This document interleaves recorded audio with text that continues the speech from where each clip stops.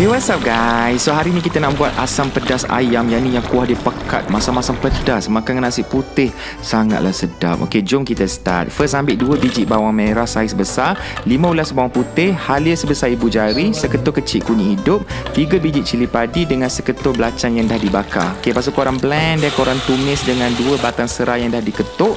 Masukkan cili kisar. Yang ni lagi merah, kuah dia lagi cantik lah kita punya asam pedas ni. Okey, bila dah pecah minyak, masukkan 1 ekor ayam. Mana ayam yang keluar dah. Ini letakkan garam, seasoning and everything.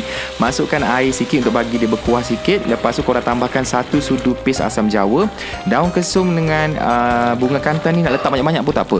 Lagi banyak lagi sedap. Lepas tu bila kuah dia dah mula pekat sikit, korang masukkan 1 biji tomato dengan kacang bendi. Okey, kacau lagi, lepas tu siap lah. Itu je. Boleh je buat asam pedas kat rumah, senang saja sebenarnya. Korang nak ganti dengan ikan ke, tak ada masalah dik. Ganti je apa-apa protein boleh. Semuanya sedap. Yang penting dapat kuah yang pekat, masa-masa pedas ni baru terangkat bila makan dengan nasi. Sabar, belum masuk waktu berbuka lagi. Selamat mencuba.